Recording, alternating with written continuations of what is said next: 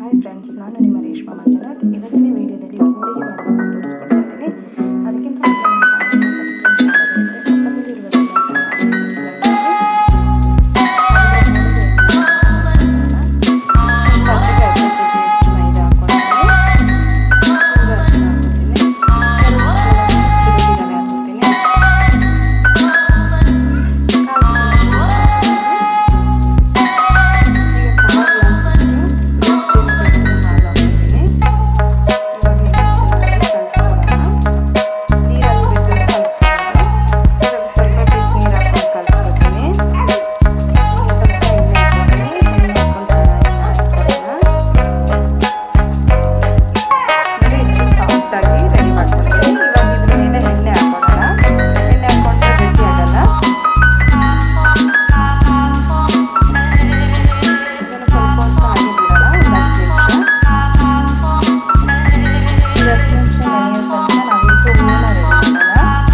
1 ಕೆಜಿಯಷ್ಟು ಕಡಲೆಬೇಳೆ ತಗೊಳ್ತೀನಿ. ಇದನ್ನು 4 ವಿಷಲ್ ಹಾಕಿ ಬೇಯಿಸ್ಕೊಳ್ಳೋಣ.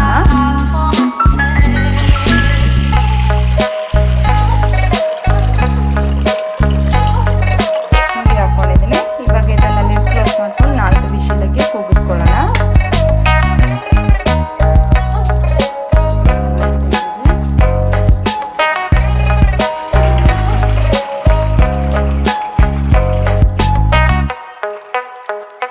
ಬೇಳೆನ ಚೆನ್ನಾಗಿ ಬೇಯಿಸ್ಕೊಂಡಿದ್ದೆ ನೋಡಿ. ಪ್ರೆಸ್ ಮಾಡುವಾಗನೇ ಈ ರೀತಿ ಆಗುತ್ತೆ. ಇದು ಚೆನ್ನಾಗಾಗಿದೆ. ಇವಾಗ ಇದನ್ನು ರುಬ್ಕೊಳ್ಳೋಣ. ರುಬ್ಕೊಳ್ಳೋದಕ್ಕೆ ಇವಾಗ 1 ಕೊಬ್ಬರಿನ ಈ ಥರ ತುರಿದು ತಗೊಂಡಿದ್ದೀನಿ. 3 ಬೆಲ್ಲನ ಈ ಥರ ತುರಿದು ತಗೊಂಡಿದ್ದೀನಿ. ಇದು 3ನ್ನು ಮಿಕ್ಸ್ ಮಾಡಿಕೊಂಡು ರುಬ್ಕೊಳ್ಳೋಣ. ಒಂದು ಮಿಕ್ಸಿ ಜಾರ್ ತಗೊಂಡಿದ್ದೀನಿ.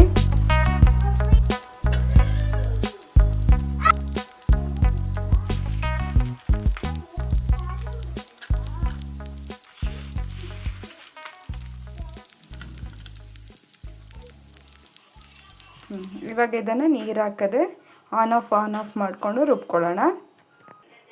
ಹೂರಣ ರೆಡಿಯಾಗಿದೆ. ಈಗ ಮೈದಾ ಕೂಡ ಸಾಫ್ಟ್ ಆಗಿದೆ. ಇವಾಗ ಚೂರು ಮೈದಾದ ಉಂಡೆ ಮಾಡ್ಕೊಳ್ಳೋಣ. ಮೈದಾನ ಈ ರೀತಿ ಮಾಡ್ಕೊಂಡಿದ್ದೀನಿ ನೋಡಿ. ಚೂರು ತಗೊಂಡು ಇದರೊಳಗೆ ಇವಾಗ ಹೂರಣ ಹಾಕ್ಕೊಳ್ಳೋಣ.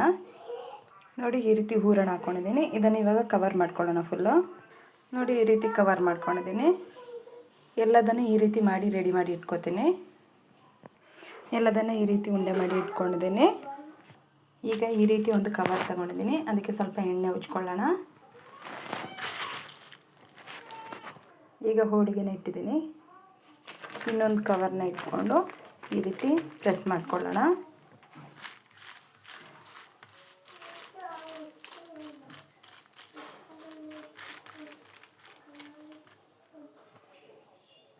ನೋಡಿ ಹೊತ್ಕೊಂಡಾಗಿದೆ. ಇವಾಗ ತವಾನ ಬಿಸಿಯಾಗ್ಲಿಕ್ಕೆ ಇಡೋಣ. ಇವಾಗ ತವಕ್ಕೆ ಎಣ್ಣೆ ಹಾಕಿ ಸವರೆ ಇಟ್ಟಿದ್ದೀನಿ ಬಿಸಿಯಾಗಲಿಕ್ಕೆ.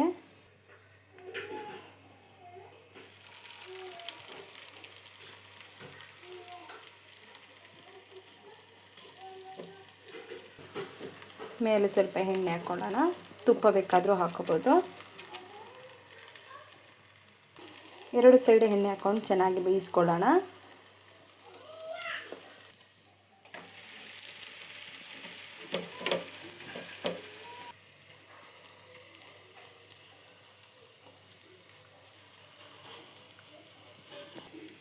ಎರಡು ಸೈಡ್ ಇದೇ ರೀತಿ ಬೇಯಿಸ್ಕೊತೀನಿ ನೋಡಿ.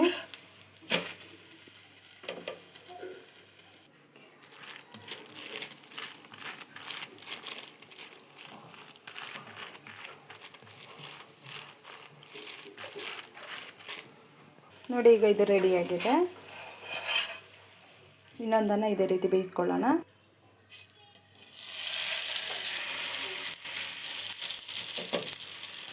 ನೋಡಿ ಇದು ಕೂಡ ರೆಡಿಯಾಗಿದೆ.